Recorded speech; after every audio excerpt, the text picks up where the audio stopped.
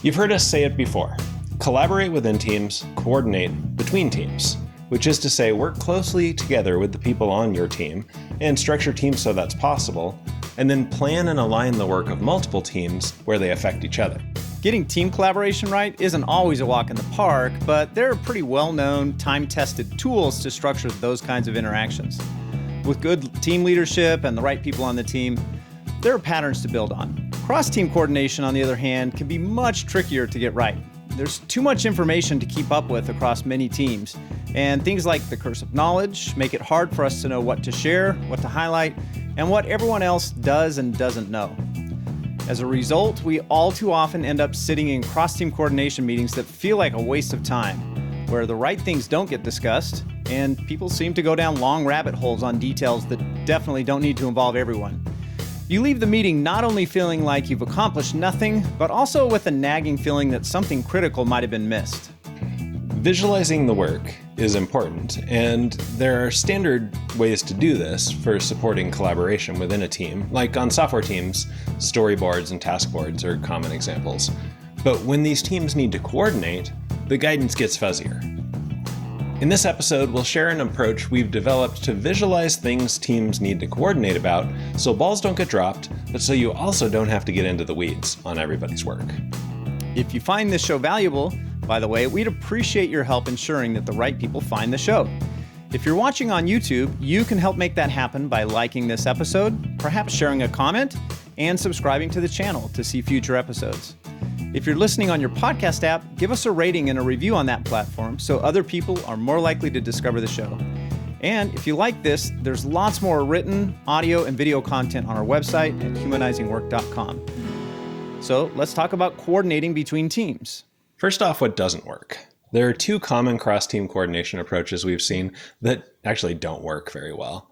One is regular cross-team meetings with free-form discussion. So what do we need to talk about while we're here? Those tend to suffer from anchoring bias, recency bias, and tend to have discussions that don't really need to happen. There's just no mechanism ensuring that you talk about the right things.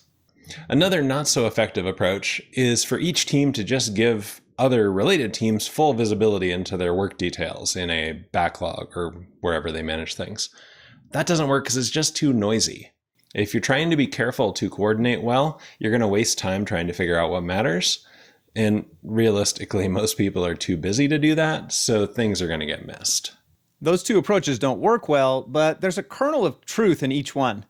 The regular meetings approach is right. Coordination usually requires talking to each other out loud, not typing emails or messages.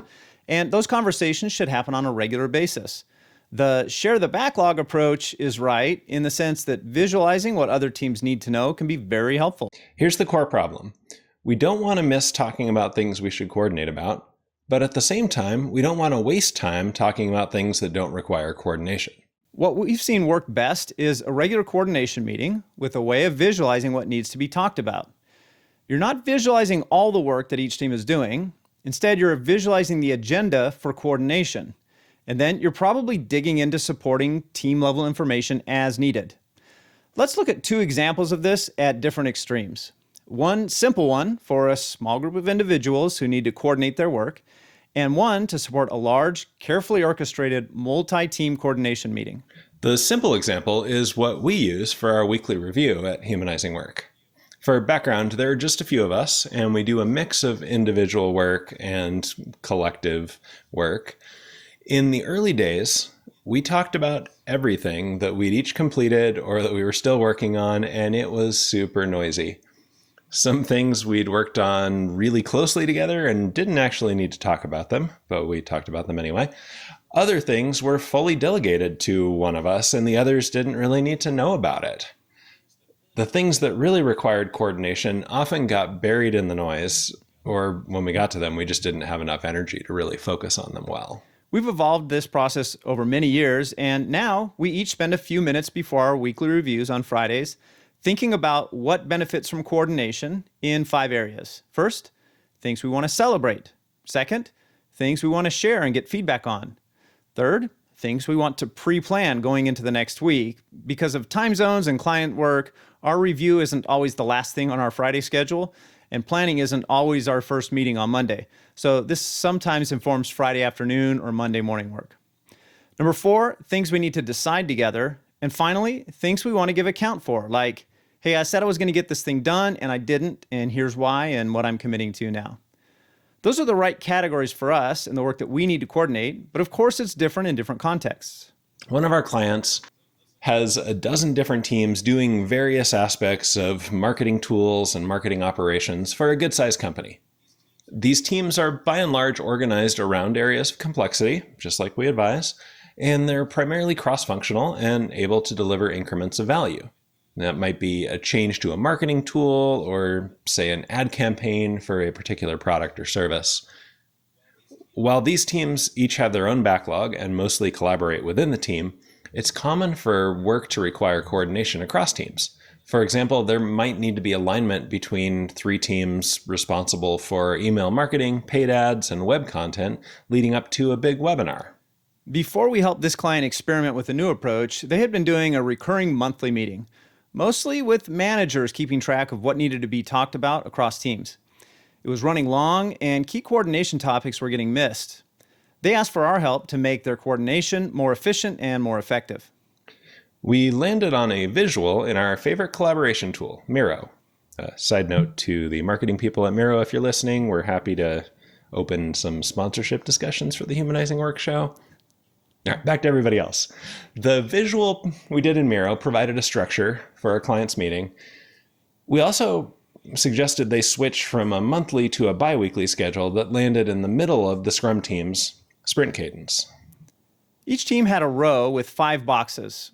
4 of the boxes were agenda items, and 1 was a place to capture decisions made or actions committed to in that coordination meeting. The 4 agenda categories were done, slower than planned, next up, and triage. Done was a place to quickly share accomplishments that were relevant to other teams, a little bit like our celebrate category. Slower than planned was for highlighting delays on work that might cascade to other teams. Next up was a place to make visible upcoming work that might affect other teams. And triage was for unblocking work, for cross-team decisions, for items a team wanted advice from other teams on, for anything that needed to be discussed to move forward. There was only time for about 5 minutes per team on average for sharing and for discussion of their items. So at the top of the board, we added a big header that said, "Things other people need to know about." And team leads were encouraged to put NA on a sticky in any category that other teams didn't need to hear about that week. This structure was a good starting point for those teams. And we expect that over time, they'll fine-tune it and tweak it to make the meeting even more effective. Our point in sharing it is not to claim that this is the only structure that works, or that we've discovered the ultimate end-all coordination structure. We created that structure based on working with this group over multiple months and hearing the patterns of conversations the team should be having that were sometimes not happening. So it's a good fit for them. It did give the leadership of that group a chance to take a breath. They had been working extra hard for a long time to make sure coordination happened.